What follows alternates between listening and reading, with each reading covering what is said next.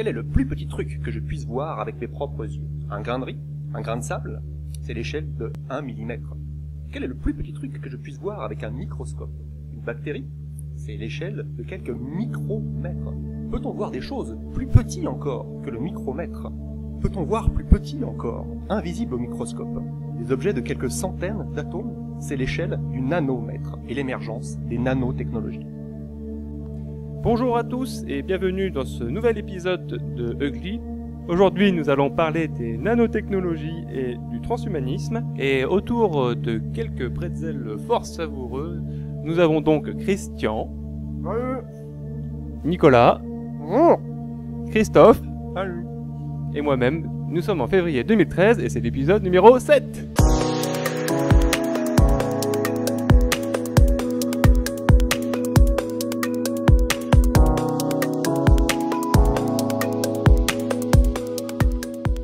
Alors, dans un premier temps, la petite voix que vous venez d'entendre, c'est celle de Christophe, donc, et il va s'empresser donc de se présenter. Bonjour, ça me fait plaisir d'être là avec vous. Donc, je suis Christophe et j'ai été invité sur ce podcast pour discuter avec vous du sujet du jour, les nanoparticules. Moi, je suis enseignant dans le secondaire à Chambéry et j'ai fait quelques études de physique, en particulier sur la structure de la matière. Donc maintenant, est-ce que tu pourrais nous expliquer tout simplement comment on fait pour observer ces choses aussi petites? La recherche de comment la matière se structure à toute petite échelle a toujours fasciné les scientifiques des siècles derniers, et c'est seulement il y a quelques générations que l'on peut observer la matière à des échelles plus petites que ce qu'on voit au microscope. À travers un microscope, on ne peut voir que les objets qui font de l'ordre de quelques micromètres, c'est-à-dire un millionième de mètre, un millième de millimètre.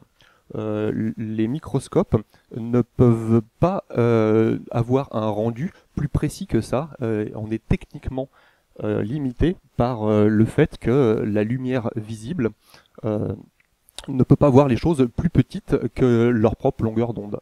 La lumière visible, c'est des ondes de quelques centaines de nanomètres de long, entre 400 nanomètres et 800 nanomètres.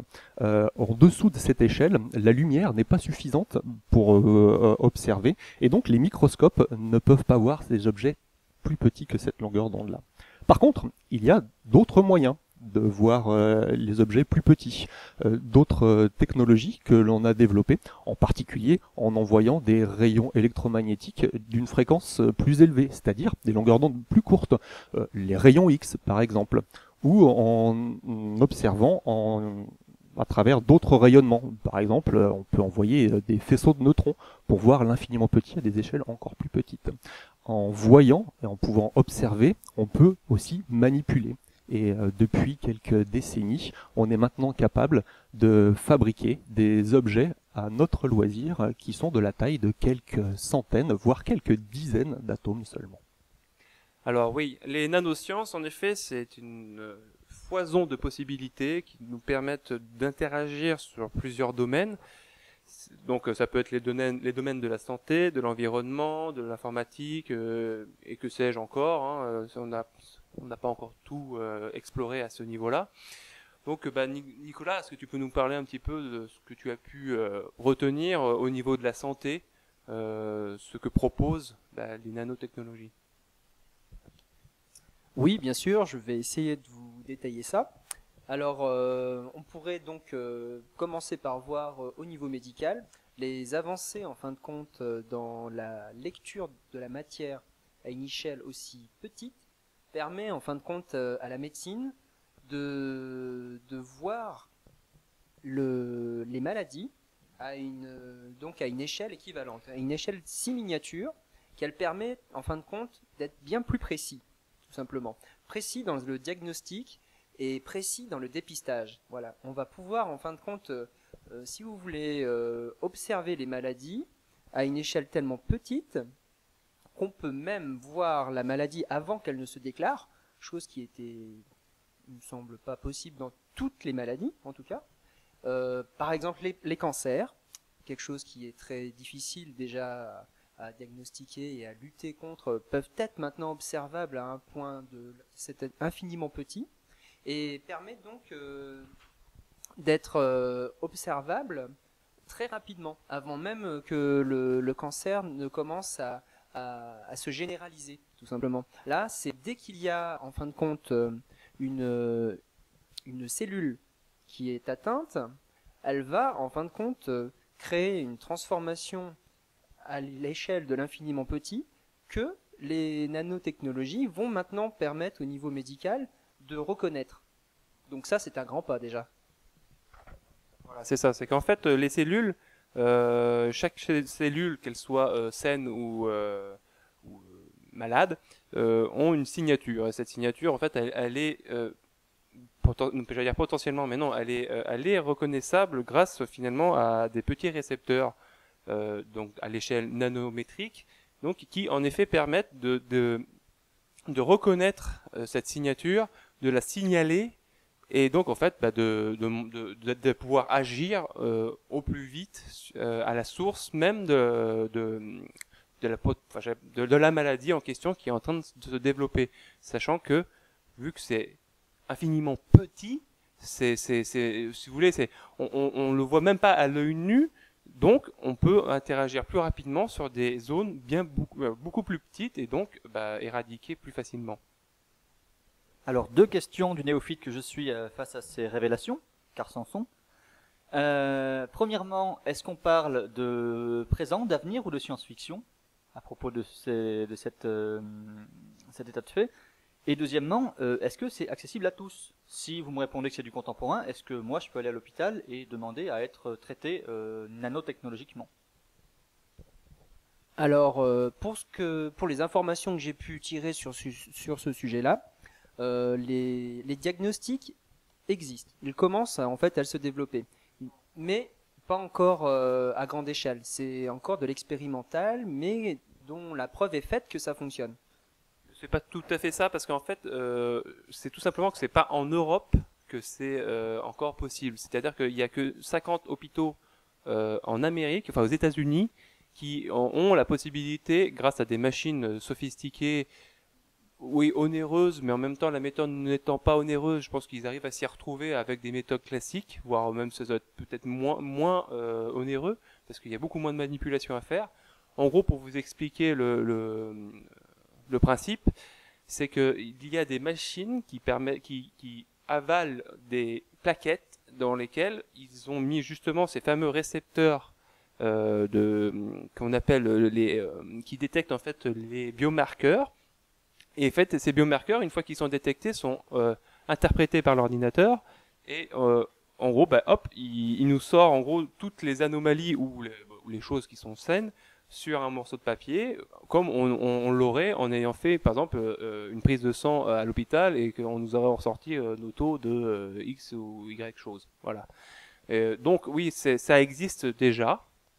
C'est déjà à une faible échelle, avec le niveau de détection et comment dire, il y a peu de choses qui sont détectables pour le moment, mais c'est simplement parce que là c'est au niveau du coût, ils n'ont pas pu faire plus.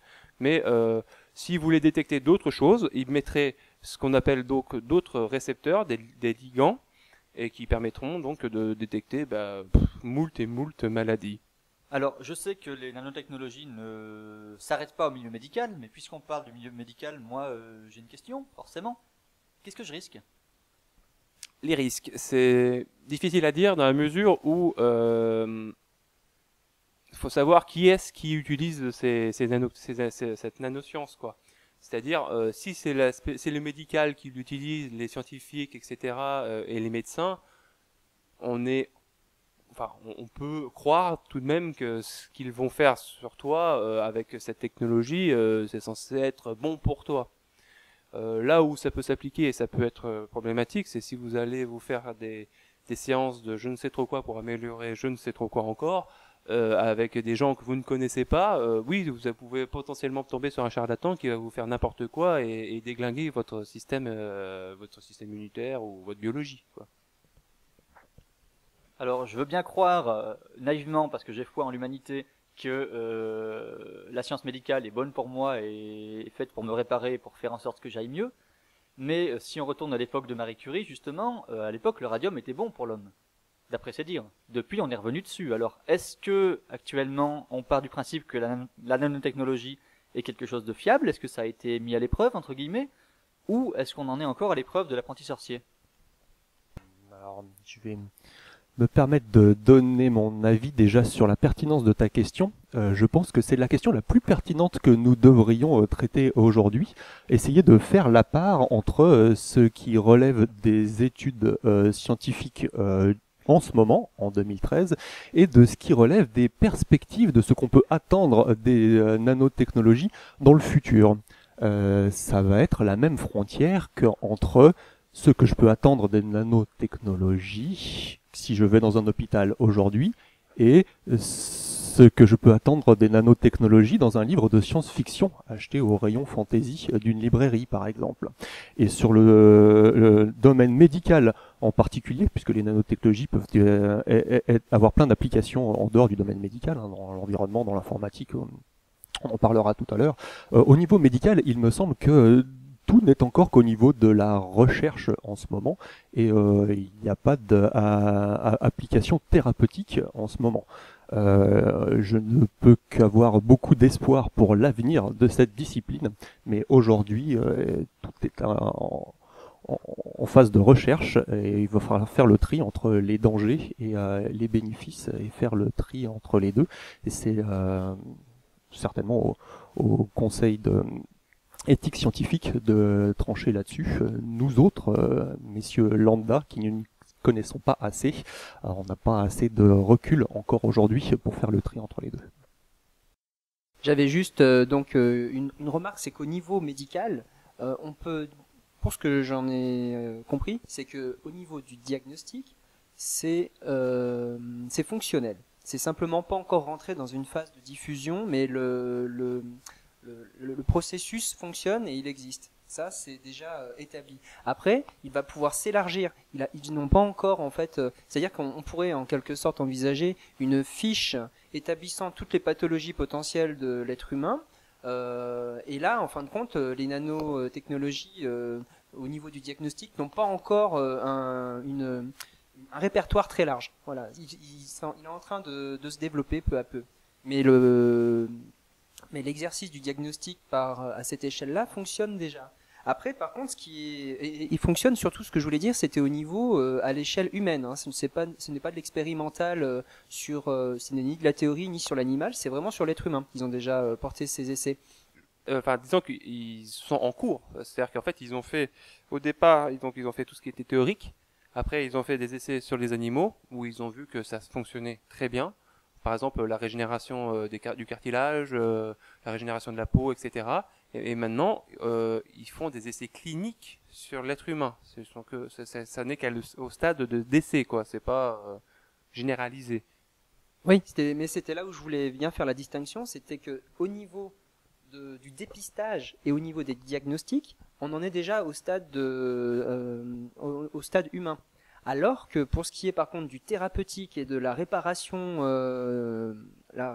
d'organes, enfin de tissus organiques, là par contre en effet on n'en est encore qu'au stade animal. En fait on fait de l'expérience biologique, enfin sur des êtres vivants, mais pas encore sur l'être humain, quoi. Donc vous l'avez bien compris, au niveau de la santé, il y a beaucoup de potentiel, mais il n'y a pas que dans le domaine de la santé où on peut agir, il y a aussi dans le domaine de l'environnement. Au niveau de l'environnement, on peut envisager en fin de compte des applications, comment on pourrait appeler ça, de thérapie environnementale en quelque sorte.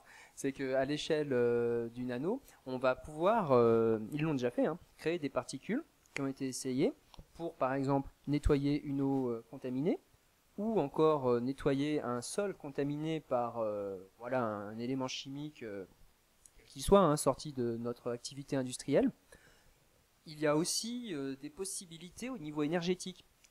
Par exemple, le fait de pouvoir travailler des nanoparticules qui vont rendre le silicium qui sert à la création de panneaux solaires plus efficaces, qui vont capter, en fin de compte, un plus grand nombre de rayons qui émanent du soleil. Parce que pour l'instant, les panneaux solaires actuels, enfin traditionnels, en fin de compte, arrivent à capter une certaine onde de la lumière solaire, du spectre, voilà. Alors que là, grâce au travail au niveau nano, on arrive en fin de compte à rendre ces plaques plus performantes.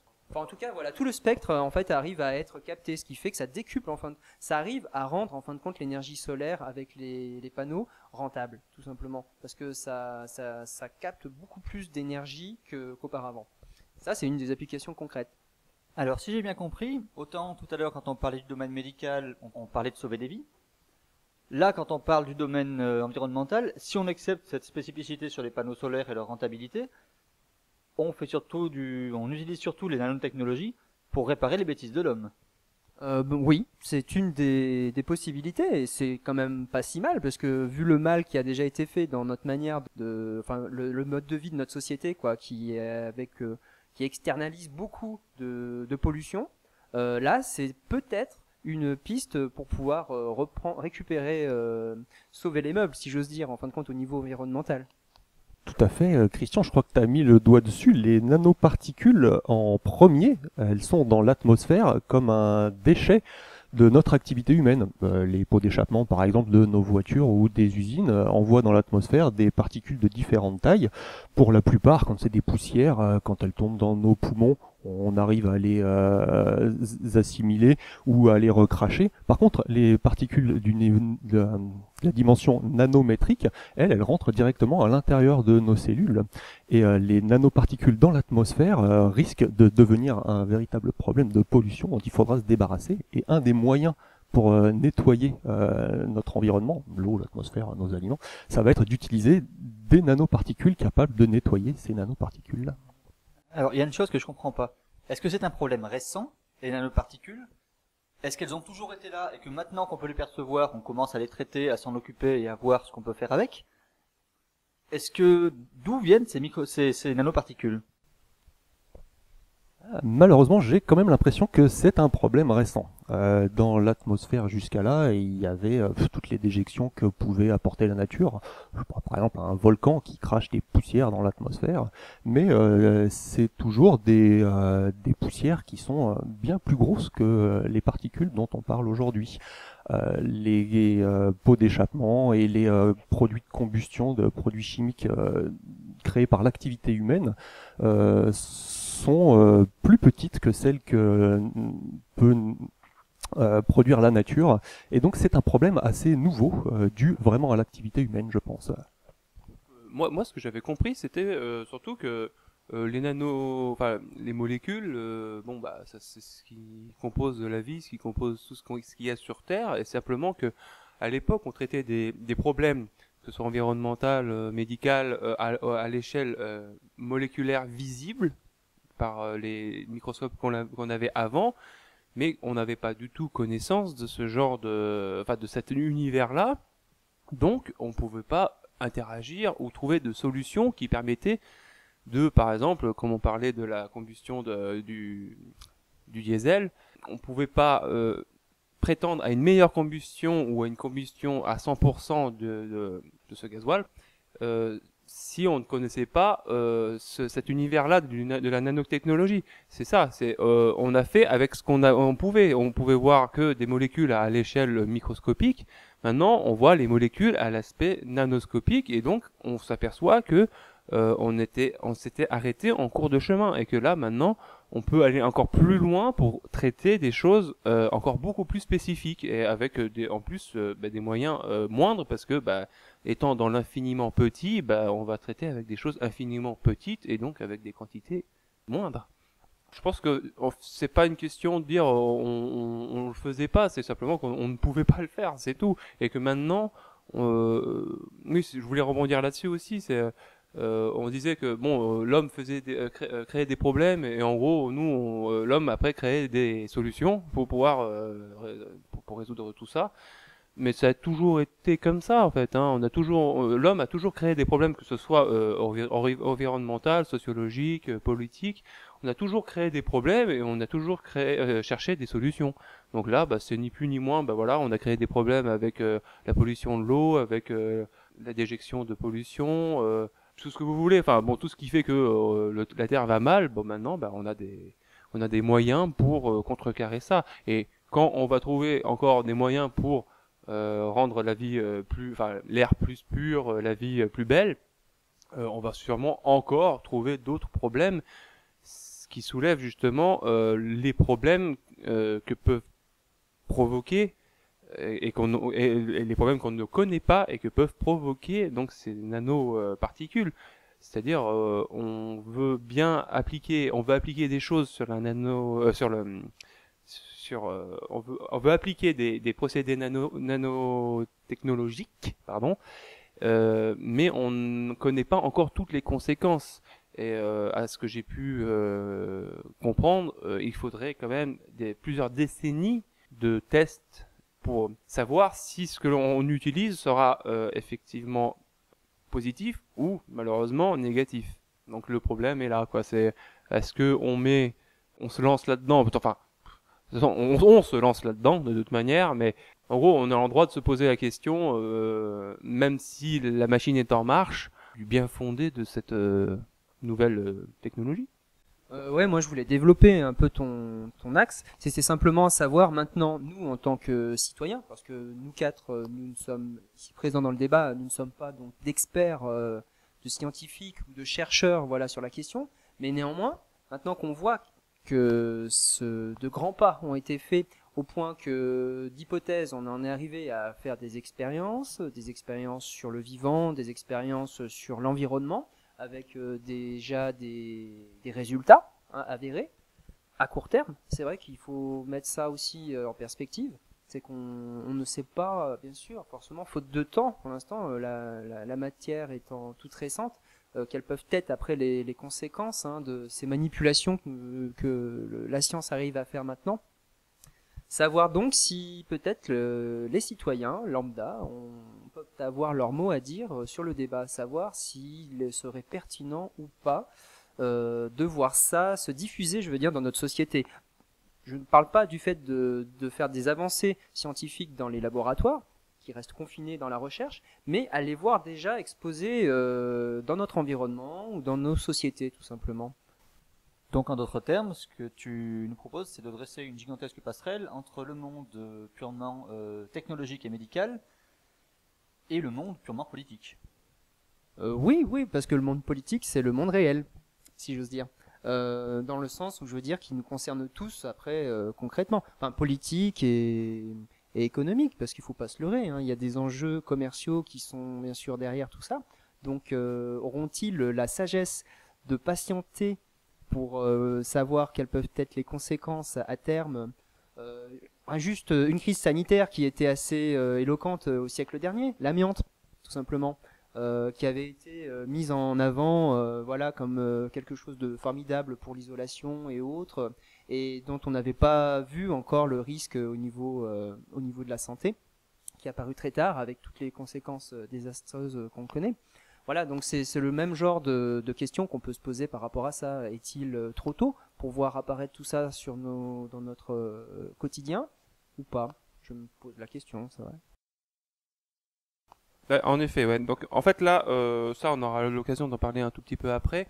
Là, on va finir en fait le tour de ce que l'on voulait vous présenter, c'est-à-dire là on vous a présenté donc la santé et l'environnement, et maintenant ça sera aussi donc sur le domaine informatique, où là aussi il y a beaucoup à dire, parce que bon, comme vous pouvez le constater, il y a l'émergence des appareils infiniment petits qui font infiniment de choses. Je donne l'exemple que tout le monde connaît, donc les smartphones, et donc on peut aussi voir que dans le domaine nanotechnologique, il y a aussi beaucoup d'avancées, et ça va permettre encore pendant quelques années d'autres avancées au niveau de la puissance et de la miniaturisation, et donc aussi sur l'intelligence artificielle, parce que oui, ils en sont arrivés avec des recherches pointues à réussir à recréer les synapses et le schéma neuronal de l'être humain, mais au niveau artificiel. Donc, qu'est-ce que ça t'inspire, Christophe? Ça m'inspire en tout cas que l'intelligence artificielle n'a à voir avec les nanotechnologies. à un second degré, quoi, par effet rebond. L'importance de miniaturiser tous nos appareils électroniques, c'est pas seulement pour qu'ils soient plus légers dans notre poche. La véritable raison pour laquelle on cherche à miniaturiser nos transistors et nos puces électroniques, c'est surtout car un appareil électronique qui a des composants plus petits minimisera les temps de transfert entre les informations des différentes parties de la puce. Un transistor au niveau nanométrique permettrait d'avoir une fréquence de calcul plus grande et donc des meilleures performances. Et c'est seulement ces accélérations de performance informatique qui peuvent accéder à des nouvelles applications comme peut-être les réseaux de neurones et l'intelligence artificielle. Mais l'intelligence artificielle, ce sera une avancée de l'informatique qui sera permis grâce à la technologie, mais pas directement par les nanotechnologies. Oui, c'était au niveau, en fin de compte, de l'informatique et des nanosciences. Ce qui arrivait en fait à être peut-être possible, c'était de rendre la structure informatique adaptative. C'est en ce sens-là qu'on peut dire qu'elle devient intelligente. C'est-à-dire que l'environnement électronique qui est autour de nous allait pouvoir, en fin de compte, s'adapter à nous, répondre à nos besoins propres. C'est en ce sens-là que les nanosciences arrivaient à avancer, parce qu'ils ont réussi à voir comment, en fait, les circuits électriques, les transmissions d'impulsions électriques s'adaptaient, en fin de compte, à tel ou tel mouvement, et la répétition d'une impulsion électrique allait permettre un entraînement, finalement, d'être habitué, d'être plus performant pour répondre à telle impulsion. Donc, en fin de compte, d'un point de vue concret, ça pouvait être pour nous, par exemple, un produit électronique dans notre environnement domestique ou même dans l'environnement urbain, pouvait reconnaître notre empreinte, notre identité, et répondre comme ça, de manière adaptative, à nos besoins. C'était juste un peu pour développer ce que tu disais, mais c'est vrai que c'était quelque chose qui n'était pas très éloigné de... Enfin, c'était quelque chose c'était une ouverture au niveau de l'informatique qui pouvait être donnée par les nanosciences, parce que là, on atteint en fin de compte l'échelle du milliardième, où on touche les atomes, et on se rend compte que le mouvement, enfin, c'est même pas, j'allais dire la vie des atomes là, j'allais peut-être faire un pléonasme, mais comment dire ça, la manière d'agir des atomes pouvait se rapprocher de ce qu'on voit en biologie au niveau de ce qu'on appelle l'intelligence, en fin de compte. Et c'est en ça qu'il y a quelque chose de nouveau et qui va peut-être permettre, grâce aux nanosciences, à l'informatique, de se rapprocher de ce qu'on appellerait entre guillemets l'intelligence. Parce que une part de ce qu'est l'intelligence, c'est l'adaptation et l'expérience. On apprend. Voilà, c'est le fait d'apprendre qui fait qu'on est intelligent. Il me semble que c'est une des définitions qu'on peut donner de l'intelligence. On est intelligent parce qu'au départ, on est, par exemple, on est rien, on n'est pas modelé par nos expériences, mais les expériences vont nous apprendre. Et là, à une échelle nanométrique, il s'avère que un circuit informatique, s'ils arrivent à avancer dans ce domaine-là de recherche, permettrait la même chose. On arriverait à rendre des circuits informatiques adaptatifs, ou adaptables. Je ne sais pas comment le définir exactement. Donc c'est quand même quelque chose d'assez époustouflant, quand même, je trouve, comme piste. Ah oui, époustouflant, oui, c'est le terme que je retiendrai là. Cette nouvelle technologie ne peuvent que débrider notre imagination à nous tous, monsieur lambda, qui ne nous y connaissons pas tant que ça, parce qu'il faut bien nous remettre à notre place avec un peu d'humilité. Nous sommes de simples citoyens qui nous interrogeons sur les perspectives d'avenir d'un domaine particulier de la science. Et c'est vrai que tout ce qu'on peut en lire ne peut faire que débrider notre imagination, et en fermant les yeux, j'ai envie d'essayer de deviner à quoi ressemblera notre futur. Si j'essaye de faire ça, je dois bien me rendre compte que je pense que je serais très mauvais à cette discipline, imaginer le futur. Pourquoi je pense que je serais mauvais ? Parce que je m'imagine il y a une génération, ou deux, ou trois, quelqu'un à ma place qui essayerait de faire pareil et de deviner le futur, est-ce que ma grand-mère, à mon âge, en fermant les yeux, pourrait imaginer à quoi ressembleraient les années 1990, ou voire plus loin encore, le futur des années 2000? Elle aurait pu avoir plein d'idées, probablement en extrapolant les recherches scientifiques de son époque, et elle serait tombée invariablement à côté. Elle aurait imaginé bien sûr des voitures volantes et des voyages dans le temps. Si je ferme les yeux aujourd'hui et que j'imagine à quoi ressemblera la vie de mes petits-enfants à moi, je suis bien certain que je tomberai moi aussi à côté de la plaque. J'imaginerai bien sûr toujours des voitures volantes, parce que ça a l'air d'être une constante assez caractéristique de la division du futur à travers les âges. Et j'imaginerais effectivement la prédominance de l'informatique. Je nous verrai connectés partout, à tout moment, avec des appareils qui feront peut-être partie de notre propre corps. J'imaginerais aussi la technologie à l'échelle nanométrique investir nos corps, nos maisons, notre environnement, parce que ce sont justement les sujets de recherche du moment. Souvent, les angoisses, les peurs et même aussi les perspectives d'avenir d'une époque sont liées aux recherches à la mode à une époque en particulier. Je vois bien que l'humanité a peur des invasions extraterrestres seulement à partir du moment où on commence à avoir une conquête spatiale, les années 50, 60, 70. L'humanité a peur des dérives du clonage humain ou de la génétique seulement à partir du moment où on fait le bilan du génome humain. Pas avant, et puis pas après non plus. Une fois qu'une technologie rentre dans le quotidien, elle sort des angoisses, des peurs qui nous motivent. Et aujourd'hui, les extraterrestres ne ressemblent plus aux petits hommes verts que l'on imaginait dans les années 50. Peut-être que la science-fiction et les futurs qu'on imagine sont directement corrélés avec les domaines qui sont en ce moment dans la recherche. Alors, c'est un petit peu hors de propos par rapport à ce que tu disais, Christophe. Mais, il est intéressant de voir un parallèle quasi immédiat de ces peurs et de ces angoisses très humaines dont tu nous parles avec les personnages de comics, et en particulier les grands méchants de comics. Dans les années 50-60, on avait beaucoup de grands méchants qui venaient de l'espace, qui étaient de type invasion extraterrestre. Dans la foulée, peu de temps après, on a eu des grands méchants qui subissaient des radiations venues de diverses technologies nucléaires ou paranucléaires. Ou mieux encore, des radiations venant de roches venues de l'espace. La combo qui tue. Plus tard, on a eu des grands méchants qui étaient des clones les uns des autres. Donc c'est vraiment, je trouve, ce type de médium une transcription immédiate de nos angoisses sous forme illustrée, et c'est assez caractéristique, je crois.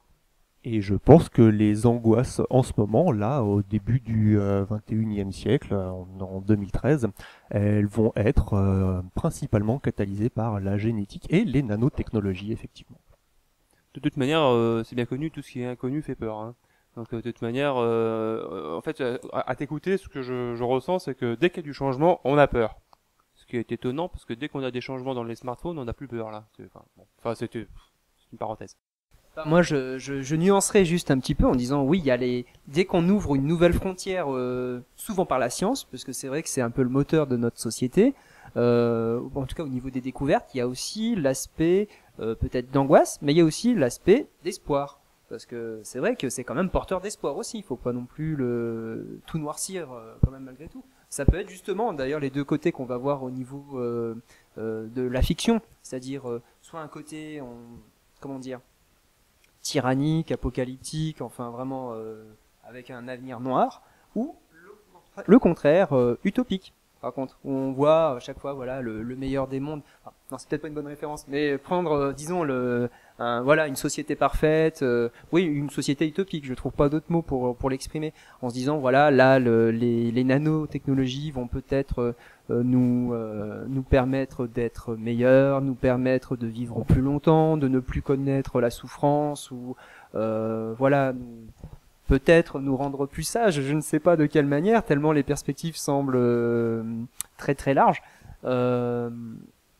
Et ça, c'est un aspect positif, positiviste, si on pourrait dire. Je crois que c'était un petit peu ce qui était en cours le siècle dernier, où on mêlait la science avec l'espoir, voilà, d'un homme meilleur et d'un monde meilleur. Alors en fait, c'est un peu le syndrome du marteau, ça. C'est-à-dire que quand on parle science, invention, nouveauté et compagnie, on envisage parfois le côté sombre, le côté angoisse, le côté incertitude, et parfois le côté utopie, le côté espoir. Mais la science, la nouveauté, elle est pas manichéenne. Elle ne sert pas à faire le bien ou à faire le mal. C'est la question de l'outil, c'est-à-dire que quand on a inventé le marteau, on a pu s'en servir pour planter des clous et pour construire des maisons, et puis on a pu s'en servir pour réduire en miettes la tête de son voisin de gauche, par exemple. Oui, par exemple, oui, toi. Donc, pas plus le marteau que la nanoscience ne sont manichéens, donc ne servent ni le bien ni le mal. Après, c'est une question de la main qui l'utilise. Par le passé, j'ai l'impression que la science générait surtout des espoirs sur un avenir meilleur, changer la société pour l'améliorer. Mais ça, c'était au XXe siècle. Je pense que maintenant, au XXIe siècle, de plus en plus, les nouvelles avancées scientifiques génèrent moins d'espoir d'amélioration que de peur de dérive. Les nanotechnologies en particulier, je pense que ça risque de plus en plus de faire du bruit dans les médias, surtout pour les risques encourus. Faut-il utiliser un principe de précaution systématique sur ce qu'on ne connaît pas, etc. Je pense que la science est de moins en moins vecteur d'un avenir meilleur et de plus en plus quelque chose qui fait peur et qui angoisse la société. Ce qui est étonnant, parce qu'en même temps, par rapport à tout ce que j'ai pu glaner comme information sur la nanotechnologie, j'ai plus l'impression que en ce moment, on est plus en train de développer cette science pour corriger les erreurs du XXe siècle. En gros, pour moi, j'ai l'impression, je ne sais pas si ça va durer pendant 100 ans, hein, je vais peut-être pas m'avancer à dire que ça va durer pendant un siècle, mais je pense que pendant les prochaines décennies, on va surtout nous faire avaler que voilà, les nanotechnologies, ça va servir à effacer tous les problèmes qu'on a pu créer au XXe siècle. Et puis, en gros, je pense que c'est comme ça qu'ils vont faire passer la pilule. Ensuite, ça passera simplement parce que dans nos produits de consommation, et donc on ne le verra quasiment pas. Donc tout à l'heure, je parlais des smartphones, mais ça peut être aussi au niveau de la biologie moléculaire et donc des traitements de la nourriture. Etc. Enfin bon, ça peut s'appliquer à plein de domaines. On n'aura pas forcément conscience que c'est là, quoi. Vous voyez, je vais juste finir sur ça, mais c'est par exemple l'exemple des vitres qui maintenant, en ayant changé quelques petites molécules, se permettent de se nettoyer, de s'auto-nettoyer et de garder moins facilement la pluie. Et donc, voilà, c'est des choses qui sont autour de nous qu'on ne voit pas. C'est des petits changements qu'on ne voit pas, mais qui nous servent. Là, on s'éloigne un tout petit peu du sujet quand même, parce qu'on parle moins de nanosciences que de la façon de les médiatiser, et de les apporter au public, et de les démocratiser, et de les vulgariser. Voilà, tout à fait. Mais non, mais c'est pas un mauvais exemple, très loin de là, c'est simplement une question de médiatisation. Et là, par contre, la patte manichéenne, elle est liée en plein dedans, puisque les médias sont porteurs d'enjeux qui dépassent le simple cadre de l'invention ou de la science. Voilà, des enjeux financiers, des enjeux monétaires, des enjeux politiques, des enjeux évidemment économiques, et qui font largement pencher la balance. Alors c'est vrai que jusqu'à présent, on a vu l'impact de ces nanotechnologies au niveau contemporain, ou très légèrement post-contemporain, et si on faisait un bond en avant de quelques années, pour parler un petit peu de ce qui peuvent être nos angoisses, ce qui peuvent être nos espoirs, mais en tout cas ce qui n'est pas du domaine de l'immédiatement réalisable. En effet, donc c'est ce qu'on appelle le transhumanisme. Donc en gros, je vais vous faire déjà une petite définition du transhumanisme, histoire de resituer la chose, que vous sachiez de quoi on parle. Donc le transhumanisme, ça a pour but d'élever l'être humain dans tous les domaines. Donc éliminer l'âge, augmenter les capacités intellectuelles, physiques, psychologiques. On peut presque parler d'une extension du mouvement de l'humanisme initié au XVIe siècle. Donc, c'est-à-dire qu'à l'époque, il voulait mettre en avant l'humain et montrer que l'humain avait de l'importance dans la société. Et donc là, c'est carrément mettre en avant l'humain, mais au niveau physique. C'est pas le surhumain là qu'on veut mettre en avant. C'est ça. Donc le transhumanisme part sur le principe que l'être humain ne peut pas être parfait, mais que l'on peut considérablement améliorer les choses. Et l'usage de la technologie permettra d'améliorer les fonctions de notre corps. Fondamentalement, nous ne sommes qu'un esprit dans une machine biologique. Or, pour améliorer la liaison entre notre âme et notre organisme, il sera nécessaire de le faire évoluer. Mais chaque individu aura le droit ou non de s'améliorer. Les nanotechnologies moléculaires permettront de mieux cibler les maladies, les cancers ou encore les maladies de naissance, ce dont on parlait dans le sujet précédent. Elles permettront la régénération des tissus endommagés ou vieillissants. En allant plus loin, la jonction entre cerveau et ordinateur permettra une gestion plus poussée et bien plus approfondie de nos capacités de raisonnement, de la gestion de notre vie, de nos buts, ou encore d'une compréhension plus accrue des êtres aimés. Mais dans tout cela, le transhumaniste n'oublie pas que de tels changements pourraient provoquer de grands troubles sociaux, des relances d'envergure de l'économie, creusant une fois de plus le trou béant de l'inégalité et la création d'une élite richissime pouvant se procurer ce genre de procédé. C'est incroyable ce que ce genre de perspective peut émerveiller et faire très peur à la fois. Cette définition, c'est ta vision du transhumanisme Non. Là, ça, ce sont des choses que j'ai glanées de droite et de gauche sur Internet et j'en ai fait une petite synthèse, quoi. Oui, dans cette définition, tu imagines l'être humain comme étant un esprit habitant un corps physique. Est-ce que ça c'est ton vision personnelle ou est-ce que c'est la vision des philosophes du transhumanisme? En tout cas, c'est ce que j'ai compris. C'est peut-être une interprétation personnelle, mais c'est ce que j'ai compris en lisant les définitions du transhumanisme ou du post-humain. C'est ce que j'ai dit, quoi. En gros, pour moi, c'est vrai qu'on est juste un esprit dans une coquille, quoi. Enfin, dans un corps qui nous permet de nous émanciper d'une façon ou d'une autre. De ce que j'ai compris du transhumanisme, moi, je l'ai pas compris de la même façon. D'accord. Pour moi, c'était plutôt une philosophie qui était dérivée de l'humanisme. C'est juste pousser à son extrême la philosophie humaniste, qui, au contraire, imagine que nous ne sommes pas une âme immortelle habitant temporairement un corps, mais que l'être humain est défini comme synonyme de son corps matériel. Que la pensée n'est juste que générée par les cellules de notre corps, en particulier celles du cerveau, mais pas seulement. Notre personnalité peut très bien s'inscrire à l'intérieur de notre crâne, mais aussi à l'intérieur de nos nerfs, de nos muscles ou de nos intestins. Et séparer l'esprit et le corps me semble déjà à l'opposé de la philosophie humaniste, et du coup je pense aussi à celle du transhumanisme. Je suis pas persuadé, parce que j'avais vu une vidéo où il faisait voir que la personne avait évolué au niveau de son corps, c'est-à-dire elle avait la faculté de ne pas très peu vieillir, en tout cas très lentement. Et finalement, à la fin, qu'est-ce qui a fait que c'était un échec, finalement, cette avancée technologique au niveau du corps?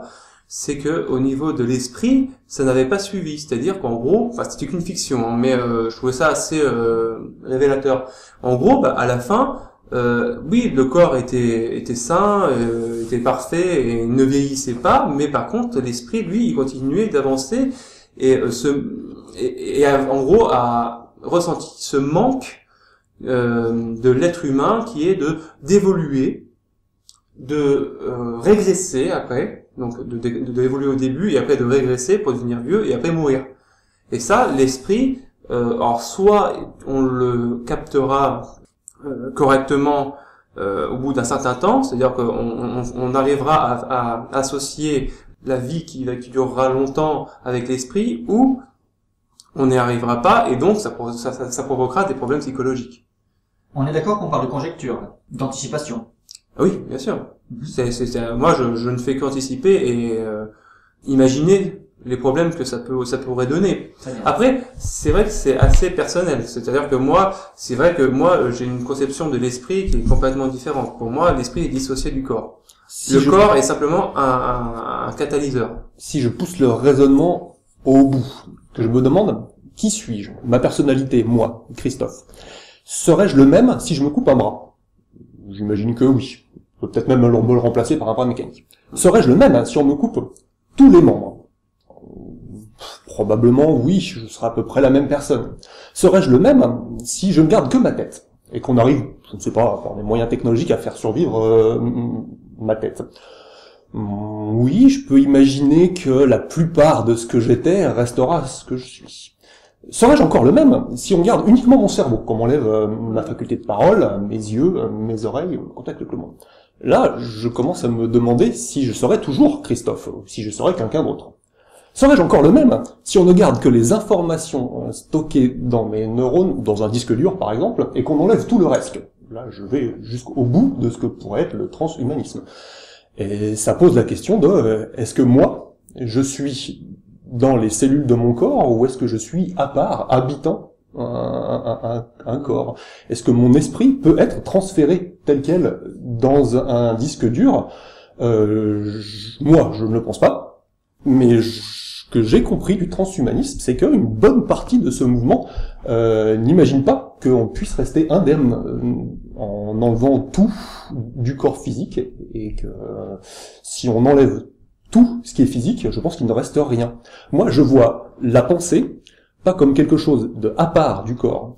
Pour moi, la pensée est au corps, au cerveau en particulier, ce que la contraction est aux muscles.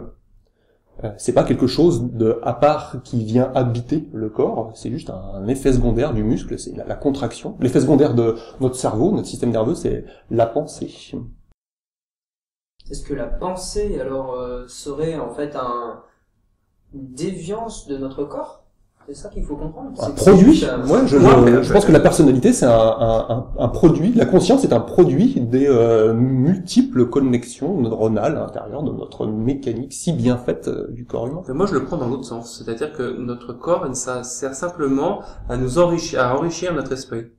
C'est tout. C'est-à-dire que notre esprit, il est unique. Il se cale par rapport à la vie que tu as actuellement. En fait, bon, moi, voilà, je le dis, je crois à la réincarnation, etc., et ces genres de choses. Donc, pour moi, ça va complètement à l'opposé de ce que toi, tu avances. Eh bien, c'est ce que j'avais cru deviner dans ta définition. Bah oui, bien sûr. Mais ça, justement, je reviens à dire que, pourquoi j'en suis venu à dire ça? Parce que dans la définition qu'il donnait, c'était pas tout à fait l'esprit qui était séparé du corps. C'était de dire qu'en gros, même si il te manque une jambe, même si il te manque quel membre qu'il soit, tu resteras malgré tout toi. Ce sera toujours ta perception à toi qui prédominera, et pas forcément par rapport grâce à tes membres ou à quoi que ce soit d'autre. On a pour exemple qu'une personne qui était handicapée, qui avait depuis sa naissance, n'avait pas ces deux jambes, bah, ça n'a pas empêché d'être un scientifique et d'être renommé.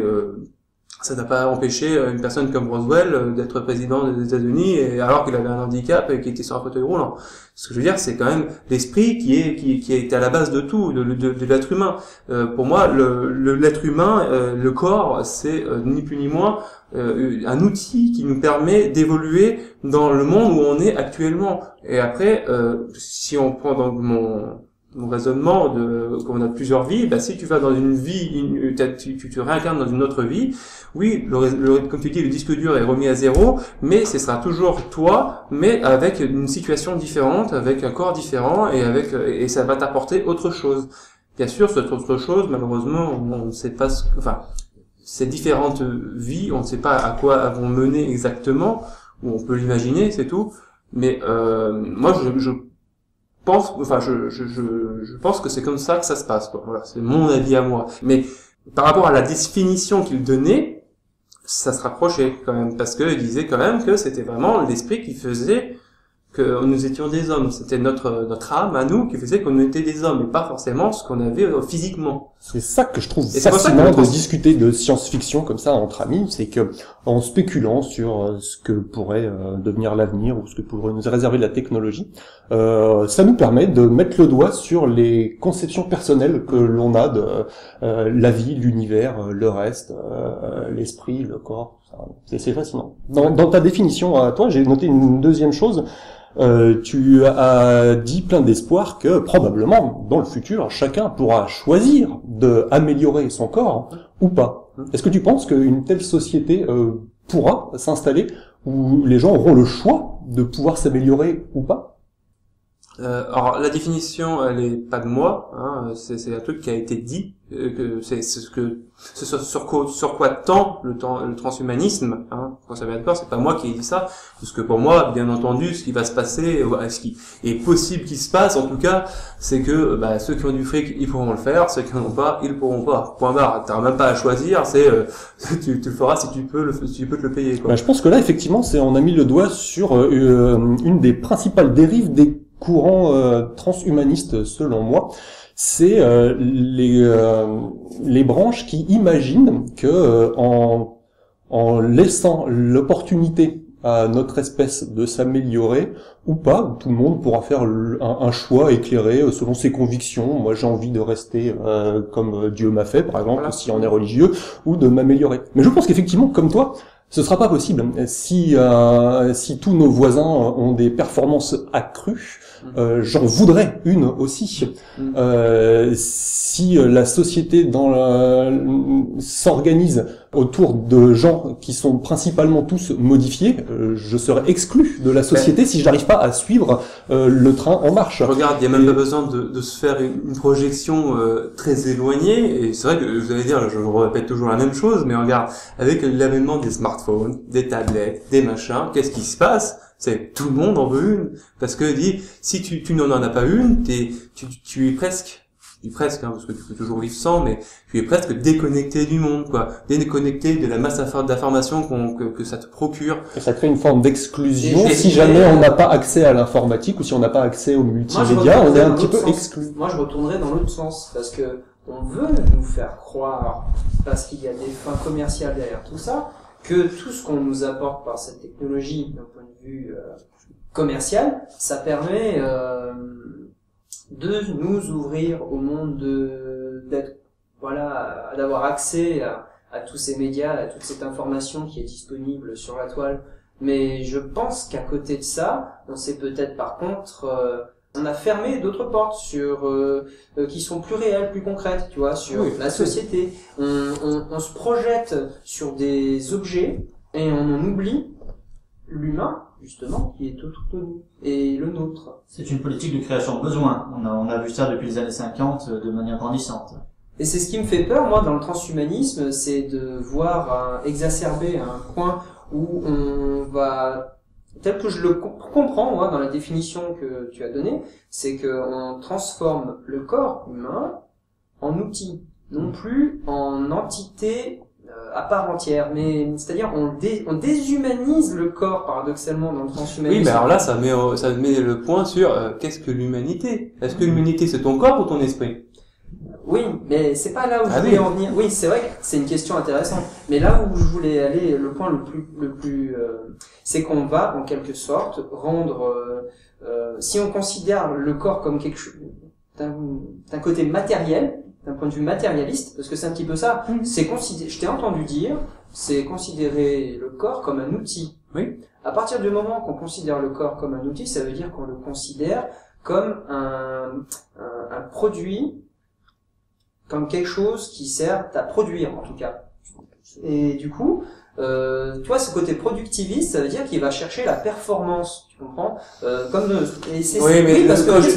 je disais outil, c'était pas par rapport à l'outil que l'on pourrait en utiliser pour une économie. Tu vois pas ça, mais par rapport aux idées dominantes de notre société, je veux dire, telle qu'elle tourne. Je veux dire, actuellement, on n'est pas, c'est pas une société utopique ou communiste ou n'importe quoi. Elle est capitaliste. Le but, tu vois, c'est la performance pour le profit. En gros, en schématisant.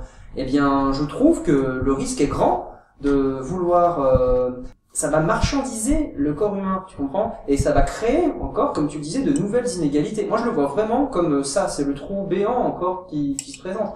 Et le pire, c'est que ça sera peut-être pas forcément pour le meilleur, parce que ça va peut-être nous rendre plus efficaces. Mais plus efficaces pourquoi? Pour être plus performants sur, entre guillemets, le marché du travail. J'ai une autre limite de ce transhumanisme que je perçois immédiatement après vos paroles, c'est que ce transhumanisme permettra de gommer les défauts de notre corps et peut-être même de notre esprit pour aller vers le mieux, un mieux qu'on n'estime pas forcément plafonné. Or, ces défauts, moi je les aime. C'est-à-dire que les limites de l'être humain, dans son comportement, parfois même dans son physique, je pense qu'elles sont nécessaires. Et je pense aussi que c'est ça qui fait qu'on se démarque les uns des autres, qu'on est appréciable, qu'on est unique, qu'on est spécifique. Pour autant, je rêverais évidemment d'avoir comme tout le monde le téléphone non pas à la main mais dans la main parce que c'est beaucoup plus pratique. Je serais ravi d'avoir un œil qui permet de voir non pas à quelques mètres, myope comme je suis, mais à 500 mètres ou 1 kilomètre pour pouvoir enregistrer la conversation de mon voisin à travers le mur, évidemment. Mais en attendant, si tout le monde peut faire ça, la déshumanisation de l'homme, elle est aussi à portée de main. Elle est posée, mais est-ce qu'elle est bonne ou mauvaise? Moi, je crois que moi, je jugerai pas sur un jugement de bien ou de mal, hein, mais la question se pose, quand même. Parce que sinon, c'est vrai que, par exemple, tu prends l'exemple des yeux. Moi, par exemple, comme toi d'ailleurs, j'ai des lunettes. Je me dis, si la médecine n'avait pas fait des progrès là-dedans pour nous permettre de corriger ce handicap qui est physique, il est en moi, dans mon corps, il est comme ça, j'ose même pas imaginer quelle serait ma vie si je n'avais pas de correction. Mais corriger un handicap, ça c'est l'humanisme. Le transhumanisme, c'est justement changer la définition de ce qu'est un être humain et de poser l'être humain maintenant, il a des yeux bioniques. À mon avis, c'est ça comme ça que je vois le transhumanisme. Juste corriger un défaut qu'une seule personne a et qui l'exclut de la société, ça c'est juste l'humanisme. Ouais. C'est le mettre au niveau de... Voilà. Moi, je croyais, personnellement, en tout cas, parce que j'ai mal compris la définition de l'humanisme, c'est que c'était juste pour montrer, c'était surtout psychologiquement, montrer, faire voir l'avènement de l'être humain, montrer que l'humain peut penser par lui-même et pas juste une élite. C'est peut-être par là que nous aurions dû commencer. Voilà. Est-ce qu'on a la même définition de l'humanisme? Parce que moi, l'humanisme, en tout cas, c'est ce que j'en ai appris récemment, parce que je refais mes cours, c'était ça, c'est que, en fait, c'était pour montrer que tout le monde est égal et que l'être humain peut penser par lui-même et qu'il n'y a pas forcément, je répète là, mais une élite, toi, juste le roi, les bourgeois, la noblesse, etc. C'était ça en fait ce courant humaniste à l'époque. C'était pour montrer que l'homme était important, quel qu'il soit. Je pense que historiquement, le humanisme, c'est plutôt par opposition au dualisme entre le corps et l'esprit, justement. L'humanisme, ce serait plutôt une philosophie qui tend à dire l'important, ce sur quoi nous devrions travailler, c'est le bien-être de l'être humain ici, bas, sur Terre. Par opposition au dogme plutôt religieux, qui dirait, tant que vous êtes ici-bas sur Terre, votre objectif devrait être de préparer votre après-vie pour avoir une vie après la mort satisfaisante. Si on est chrétien, par exemple, préparer ici-bas notre arrivée au royaume des cieux. L'humanisme, c'est plutôt le courant de pensée qui tend à dire peu importe le après, je ne veux même pas savoir s'il existe ou s'il n'existe pas, l'important, ce qui va me guider dans ma vie, c'est de optimiser le bien-être de moi et les miens et de ma race, enfin mon espèce, sur cette planète. C'est-à-dire considérer que l'être humain est défini par son corps, par opposition à l'être humain est défini par un esprit habitant un corps. Deux points de vue qui auront du mal à coexister, ou en tout cas à se mêler l'un à l'autre. Ouais. Bah non, c'est pas ça, je comprends très bien. De toute manière, dans tout ce que je dis, je joue un peu l'avocat du diable, hein. Je ne pense pas tout ce que je dis, c'est simplement une projection que je fais avec certaines de mes convictions bien sûr, mais voilà, je suis comme toi, Christian, je suis plus à me dire l'homme doit rester avec ses imperfections, peut avoir des possibilités pour corriger certains aspects de son physique, bien sûr. Par exemple, si tu as des problèmes de vue, si tu as des soucis intestinaux, voilà, moi je me suis fait opérer du ventre parce que j'ai des problèmes au ventre, voilà, bon, je suis pas content et j'ai plus de problème. Donc c'est vrai que finalement, ça veut dire quoi? Ça veut dire que là, on est en train de discuter si on dépasse une frontière, une autre frontière. Mais moi, en même temps, j'ai envie de me dire, d'un côté, bon, on est très bien comme on est, mais en même temps, j'ai envie de me dire, mais Bon, ben, pourquoi pas? On a bien évolué justement dans ces techniques-là très matérielles, on va dire. Finalement, parce que c'est du matériel. Hein. Les lunettes, c'est du matériel. Mettre un sonotone pour mieux entendre, c'est du matériel. Enfin voilà, c'est très matériel. Là, ça va encore matériel, mais ça va plus loin dans l'organisme, je pense. C'est ça en fait qui choque. Tu vois, c'est ce changement, par exemple, d'avoir un bras bionique, d'avoir un cerveau, c'est une puce. Bon, là encore, ça va encore très très loin par rapport à la puce, hein, bien sûr. Un sonotone ou des lunettes ne font que corriger un défaut Voilà. que les autres membres de la société n'ont pas. Donc, Alors qu'avoir voilà, un c'est œil corriger des bionique qui voit dans l'infrarouge ou l'ultraviolet, c'est pas juste corriger un Oui, défaut. mais pourquoi tu voudrais avoir des yeux bioniques qui voient dans l'ultra? Ah, moi je veux, bien sûr que je veux. Non, parce que Ça doit là, être super classe ce que de je veux pouvoir dire, faire ça. ce que je veux sous-entendre, c'est on peut très bien aussi faire de l'évolution pour avoir, par exemple, comme on parlait des sonotones, avoir une oreille qui ferait que tu entends bien, correctement, avec une oreille parfaite, sans Parfait, ça veut dire comme la meilleure qui existe, comme la meilleure qui existe biologiquement. à l'heure actuelle, sans pour autant prétendre à vouloir entendre comme Superman. En Bon. fait, si on traduit ça en, Pour moi, c'est ça, le version, transhumanisme, en quoi. version mathématique, la question n'est pas tant de savoir jusqu'à quel point on peut s'améliorer, mais savoir si à la base on est en négatif, par exemple quand on a une déficience, pouvoir se hisser jusqu'au zéro, jusqu'à la norme, ou pouvoir basculer du côté du positif, donc être au-delà de la norme, même au-delà des capacités humaines. Accepter que notre société aille au-delà de ce zéro que tu définis, je pense que c'est ça le transhumanisme. Moi, je pense que ça fait partie du transhumanisme, l'extrême du transhumanisme. Pour moi, le transhumanisme, c'est vraiment, c'est plus une évolution sans dénaturer l'humain, sans dénaturer les capacités humaines, comme tu parlais tout à l'heure, Christian. Et donc voilà, moi à la limite, c'est jusque là que je pourrais tolérer le transhumanisme. Après, au-delà, ça me poserait beaucoup trop de questions éthiques et beaucoup trop de choses beaucoup trop de dérives qui pourraient aller derrière. Il faudrait presque parler de deux définitions différentes au final. Pour terminer, puis-je vous proposer un petit jeu? Je vais vous proposer 3 options à la naissance de votre futur enfant. Vous me direz chacun, selon vos convictions personnelles, quel choix vous préférez choisir. Soit vous laissez la nature faire et vous aurez l'enfant que vous avez sans intervention humaine. Soit le médecin peut vous proposer une deuxième option, s'assurer qu'il n'ait pas de défaut génétique, qu'il ne soit pas hémophile, ni myope, ni qu'il n'ait une maladie génétique. Soit, troisième choix, non seulement il n'aura pas de défaut, mais en plus, on peut lui rajouter des caractéristiques plutôt sympas. Il sera particulièrement, je sais pas, rapide, fort, intelligent. Parmi les 3 choix, lequel pensez-vous que vous choisiriez demain? Bah, je vais parler en premier parce que de toute façon, moi, ça va être, c'est tout de suite par rapport à tout ce que j'ai dit. Pour moi, c'est la deuxième solution, c'est-à-dire avoir un enfant qui naîtra sans défaut handicapant. Mais voilà, c'est tout. Je veux pas lui rajouter de gadgets parce que j'aime bien que l'homme évolue à son rythme. Je pense que je choisirais cela aussi. Je dis pas que la troisième possibilité est pas tentante, mais je crois quand même plus sage de laisser faire la nature à ce niveau-là et j'en resterai à la première solution. Moi, je prendrais la deuxième. Je serais plutôt quand même, ça m'embêterait. C'est vrai que dans l'immédiat, au moins de ne pas l'handicaper, tout en sachant qu'il pourrait être évité d'avoir une vie trop pénible, trop handicapante justement. Qui sait, est-ce que ça serait. Mais après, est-ce que ça serait pas aussi une vie? Mais bon, je peux pas me mettre à la place. On n'a pas connu ça, donc moi, oui, j'enlèverais les handicaps quand même, si c'était possible. Bien. Moi, je pense qu'on a à peu près dit ce qu'on pensait un peu du transhumanisme tel qu'on l'aura compris. Donc, on va conclure là-dessus. Donc, comme vous avez pu le constater, on a un petit peu changé le style audio parce qu'on a voulu faire un test pour pouvoir mieux débattre et personnellement, je trouve que c'est pas si mal. Et on a débattu et personne n'a dit de l'autre que c'était de la merde. Voilà. D'ailleurs, ce qu'on a dit, c'est de la merde. Voilà.